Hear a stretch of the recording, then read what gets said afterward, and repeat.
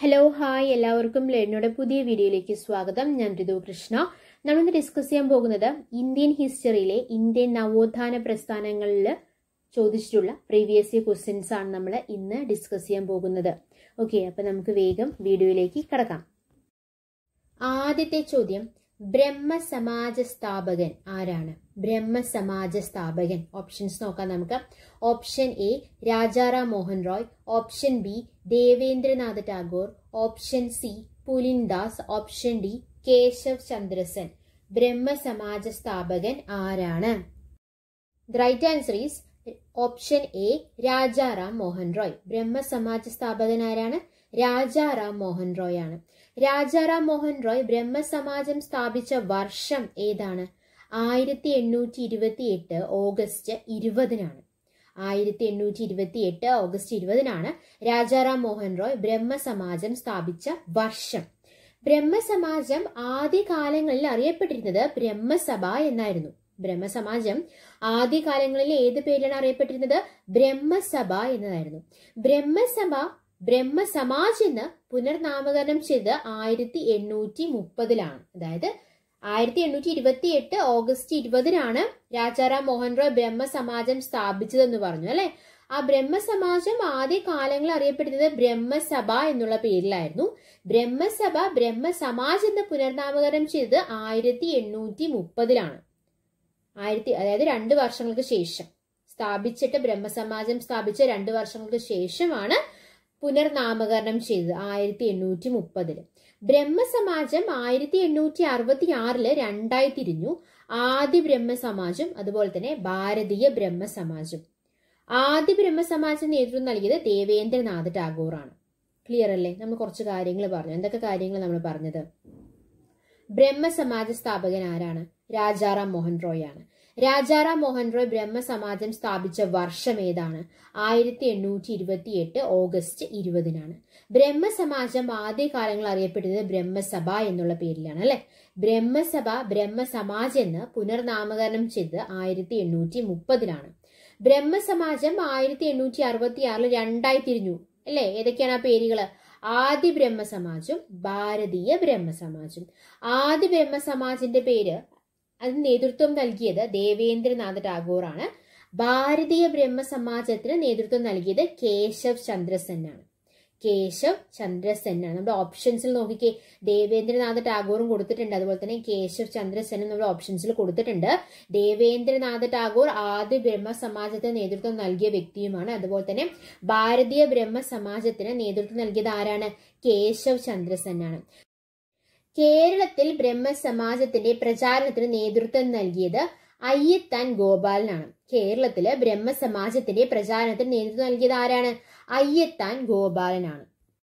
രണ്ടാമത്തെ ചോദ്യത്തിലേക്ക് കടക്കാം. ഇന്ത്യൻ നവോത്ഥാനത്തിലെ ലിയോനാർഡോ ഡാവിഞ്ചി എന്നറിയപ്പെടുന്ന നവോത്ഥാന നായകൻ ആരാണ്?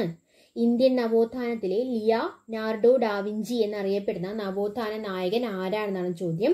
ഓപ്ഷൻസ് നോക്കാം നമുക്ക്. Option A Aurobindo Ghosh, option B Pulin Das, option C Rabindranath Tagore, option D Barindra Ghosh.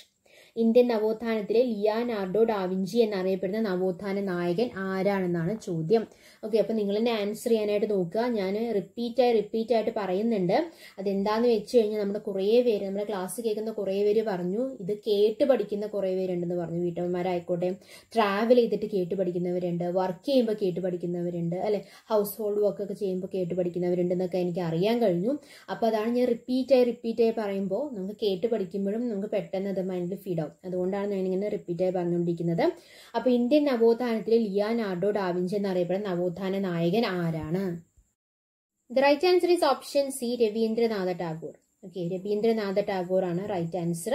Indian നവോത്ഥാനത്തിലെ ലിയോനാർഡോ ഡാവിഞ്ചി എന്നറിയപ്പെടുന്ന നവോത്ഥാന നായകൻ ആരാണ്? രവീന്ദ്രനാഥ ടാഗോർ ആണ്.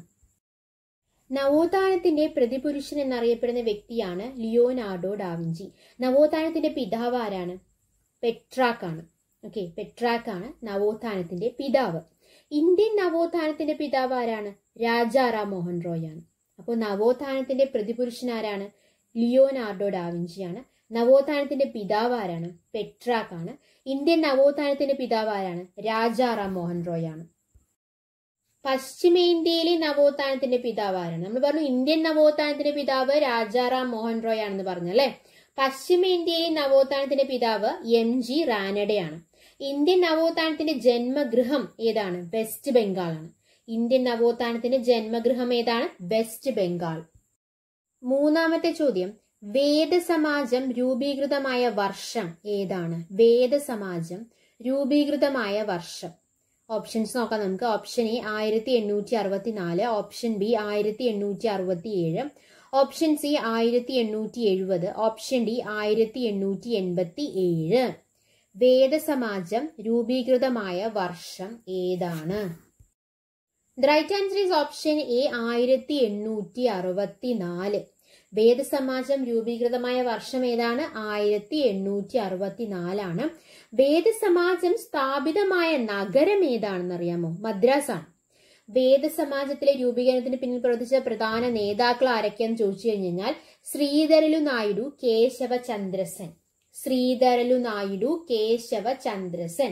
വേദസമാജത്തിന്റെ രൂപീകരണത്തിന് പിന്നിൽ പ്രവർത്തിച്ച പ്രധാന നേതാക്കളാണ് ശ്രീധരലു നായിഡു, കേശവചന്ദ്രസൻ. നമ്മുടെ ഓപ്ഷൻസ് നോക്കിക്കേ. 1864 വേദസമാജം രൂപീകൃതമായത് നമ്മൾ പറഞ്ഞു. ഓപ്ഷൻ ബി നോക്കിക്കേ, 1867. 1867 പ്രാർത്ഥനാ സമാജം രൂപീകൃതമായത്. പ്രാർത്ഥനാ സമാജം സ്ഥാപിതമായ വർഷമാണ് 1867. ഇനി അടുത്ത വർഷം നോക്കിക്കേ, 1870. 1870 പൂന സാർവജനിക് സഭ രൂപീകൃതമായത്. പൂന സാർവജനിക് സഭ രൂപീകൃതമായ വർഷമാണ് option C 1870. Option D 1887 Dev Samaj രൂപീകൃതമായത്. ദേവസമാജ് രൂപീകൃതമായ വർഷമാണ് 1887. അപ്പൊ നമുക്ക് ഒരൊറ്റ ക്വസ്റ്റ്യൻ നിന്ന് 4 കാര്യങ്ങൾ നമ്മൾ പഠിച്ചത് അല്ലെ. 4 ഡീറ്റെയിൽ ആയിട്ടുള്ള കാര്യങ്ങളാണ് നമ്മൾ പഠിച്ചത്. 1864 വേദസമാജം രൂപീകൃതമായത്. 1867 പ്രാർത്ഥനാ സമാജം രൂപീകൃതമായത്. 1870 പൂന സാർവജനിക് സഭ രൂപീകൃതമായത്. 1887 ദേവസമാജ് രൂപീകൃതമായത് അല്ലെങ്കിൽ സ്ഥാപിതമായത്. നമ്മൾ വേദസമാജത്തെ കുറിച്ച് നമ്മൾ പറഞ്ഞു. ഇനി അടുത്ത പ്രാർത്ഥനാ സമാജത്തെ കുറിച്ച് പറയുകയാണെങ്കിൽ പ്രാർത്ഥനാ സമാജത്തിന്റെ സ്ഥാപകൻ ഡോക്ടർ ആൻമറാം പാണ്ഡുറാങ് ആണ്. പ്രാർത്ഥനാ സമാജം രൂപീകൃതമായ വർഷം ഏതാണ്? 1867 നമ്മൾ പറഞ്ഞു. പ്രാർത്ഥനാ സമാജത്തിൽ അംഗമായിരുന്ന പ്രധാന നേതാക്കൾ ആരൊക്കെയാന്ന് ചോദിച്ചു കഴിഞ്ഞാൽ മഹാദേവ് ഗോവിന്ദ് റാനഡെ, രാമകൃഷ്ണ ഭണ്ഡാർക്കർ. പ്രാർത്ഥനാ സമാജം അറിയപ്പെടുന്ന മറ്റൊരു പേര് പ്രയർ സൊസൈറ്റി. അതിന്റെ ഇംഗ്ലീഷ് അല്ലെ, പ്രയർ സൊസൈറ്റി എന്നാണ് പ്രാർത്ഥനാ സമാജം അറിയപ്പെട്ടിരുന്ന മറ്റൊരു പേര്. അടുത്ത പൂന സാർവജനിക് സഭയാണ് 1870 സ്ഥാപിതമായി. 1870 ഏപ്രിൽ 2 സ്ഥാപിക്കപ്പെട്ടതാണ് പൂന സാർവജനിക് സഭ. അതിന്റെ സ്ഥാപകൻ ആരാണ്? മഹാദേവ ഗോവിന്ദ് റാനഡെ ആണ്. പൂന സാർവജനിക് സഭയിൽ അംഗമായിരുന്ന ദേശീയ നേതാവ് ബാലഗംഗാധര തിലകായിരുന്നു. പൂന സാർവജനിക് സഭയുടെ ആദ്യത്തെ വനിതാ പ്രസിഡന്റ് ചോദിച്ചിട്ടുണ്ട്, മീര പവഗി. മീര പവഗിയാണ് പൂന സാർവജനിക് സഭയുടെ ആദ്യത്തെ വനിതാ പ്രസിഡന്റ്. ആരാണ്? മീര പവഗി. അടുത്തത് ദേവസമാജാണ്. 1887 സ്ഥാപിതമായത് എവിടെയാണ്? ലാഹോറിലാണ്. അത് സ്ഥാപിച്ചത് പണ്ഡിറ്റ് ശിവനാരായണൻ അഗ്നിഹോത്രി ആയിരുന്നു. ദേവസമാജത്തിന്റെ മതപരമായ ഒരു പുസ്തകം അവർ ഇറക്കുകയുണ്ടായി. അത് ദേവശാസ്ത്ര എന്നാണ് പുസ്തകത്തിന്റെ പേര്. ദേവസമാജത്തിലെ ഉപദേശങ്ങൾ അറിയപ്പെടുന്നത് ദേവധർമ്മ എന്നാണ്. അതിന് ഉപദേശങ്ങൾ അറിയപ്പെട്ടിരുന്ന പേരെന്താണ്? ദേവധർമ്മ എന്നതാണ്. അപ്പൊ ദേവസമാജ് രൂപീകൃതമായത് 1887 സ്ഥാപിതമായത്. എവിടെയാണ്? ലാഹോറിലാണ്. മതപരമായ പുസ്തകം, ദേവസമാജത്തിന്റെ മതപരമായ പുസ്തകം ഏതാണ്? ദേവശാസ്ത്ര ആണല്ലേ. ദേവസമാജത്തിന്റെ ഉപദേശങ്ങൾ അറിയപ്പെടുന്നത് ദേവധർമ്മ എന്നുള്ള പേരിലാണ്. നാലാമത്തെ ചോദ്യം, 1839 ഇംഗ്ലണ്ടിൽ ബ്രിട്ടീഷ് ഇന്ത്യ സൊസൈറ്റി സ്ഥാപിച്ചത് ആരാണെന്നാണ് ചോദ്യം. 1839 ഇംഗ്ലണ്ടിൽ ബ്രിട്ടീഷ് ഇന്ത്യ സൊസൈറ്റി സ്ഥാപിച്ചത് ആരാണെന്നാണ് ചോദ്യം. ഓപ്ഷൻസ് നോക്കാം നമുക്ക്. Option A William Adam, option B Henry Polak, option C GK Deodhar, option D Shriram Bajpai. അപ്പൊ ആരാണ് 1839 ഇംഗ്ലണ്ടിലെ ബ്രിട്ടീഷ് ഇന്ത്യ സൊസൈറ്റി സ്ഥാപിച്ചത്? The right answer is option A William Adam. 1839 ഇംഗ്ലണ്ടിൽ ബ്രിട്ടീഷ് ഇന്ത്യൻ സൊസൈറ്റി സ്ഥാപിച്ചത് ആരാണ്? William Adam. അഞ്ചാമത്തെ ചോദ്യം, George Thomson Bengal British India society സ്ഥാപിച്ച വർഷം. George Thomson Bengal British India Society സ്ഥാപിച്ചത് ഏത് വർഷത്തിലാണെന്നാണ് ചോദ്യം. ഓപ്ഷൻസ് നോക്കാം നമുക്ക്. പ്രീവിയസ് ഇയർ ക്വസ്റ്റ്യൻ ആണ് കേട്ടോ. ഓപ്ഷൻസ് നോക്കാം നമുക്ക്. Option A 1850, option B 1843, option C 1848, option D 1852. അപ്പൊ ഏതാണ് right answer? George Thomson Bengal British India society സ്ഥാപിച്ച വർഷം ഏതാണ്? The right answer is option B 1843. George Thomson Bengal British Indian society സ്ഥാപിച്ചത് ഏത് വർഷത്തിലാണ്? 1843. അടുത്ത ചോദ്യം, ആറാമത്തെ ചോദ്യം, ആര്യ സമാജ സ്ഥാപകൻ ആരാണ്? ആര്യ സമാജ സ്ഥാപകൻ.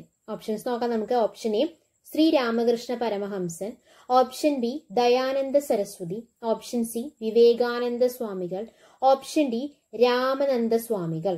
ആര്യ സമാജ സ്ഥാപകൻ ആരാണ്? Right answer is option B Dayananda Saraswati.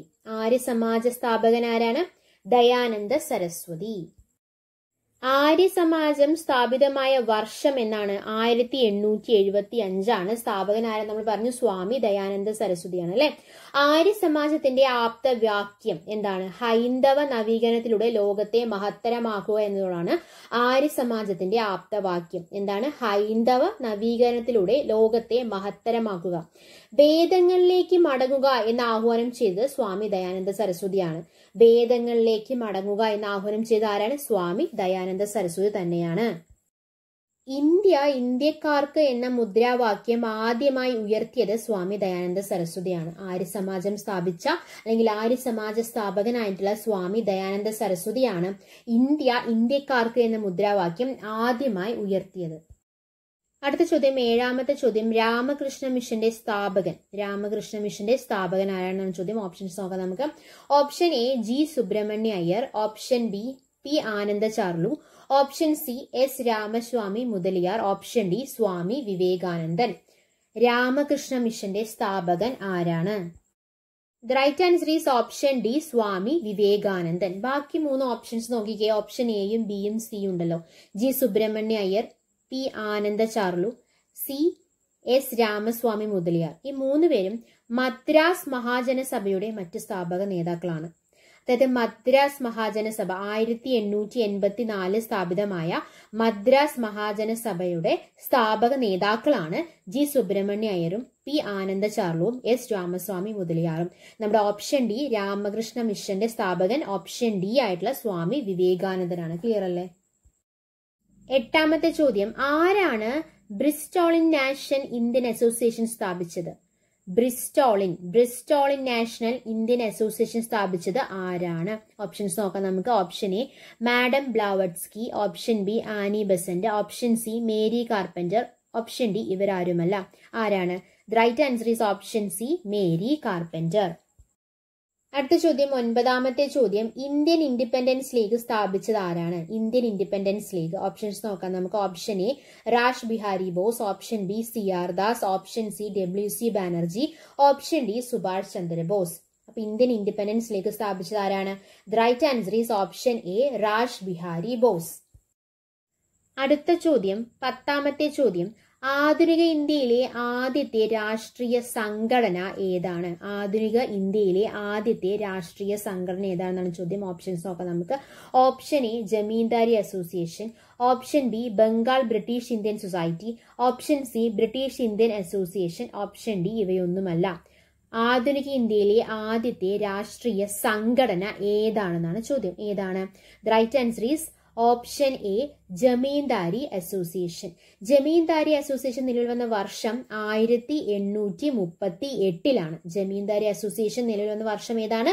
1838 zamindari Association നിലവിൽ വന്നത് കൽക്കട്ടയിലാണ്. ഓക്കെ, കൽക്കട്ടയിലാണ് ജമീന്ദാരി അസോസിയേഷൻ നിലവിൽ വന്നത്. ബംഗാൾ ബ്രിട്ടീഷ് ഇന്ത്യൻ സൊസൈറ്റി നിലവിൽ വന്ന വർഷം 1843 ബ്രിട്ടീഷ് ഇന്ത്യൻ അസോസിയേഷൻ നിലവിൽ വന്ന വർഷം 1851 ജമീന്ദാരി അസോസിയേഷൻ പ്രത്യേകത എന്താണ്? ആധുനിക ഇന്ത്യയിലെ ആദ്യത്തെ രാഷ്ട്രീയ സംഘടനയാണ് ജമീന്ദാരി അസോസിയേഷൻ. ഓക്കെ, അപ്പൊ നമ്മൾ ഇന്ന് ഇന്ത്യൻ ഹിസ്റ്ററി എന്ന ടോപ്പിക്കിലെ ഇന്ത്യൻ നവോത്ഥാന പ്രസ്ഥാനങ്ങളിലെ പ്രീവിയസ് ഇയർ ക്വസ്റ്റ്യൻസ് ആണ് നമ്മൾ ഇന്ന് ഡിസ്കസ് ചെയ്ത് നമ്മൾ കുറേ കാര്യങ്ങൾ പറഞ്ഞു.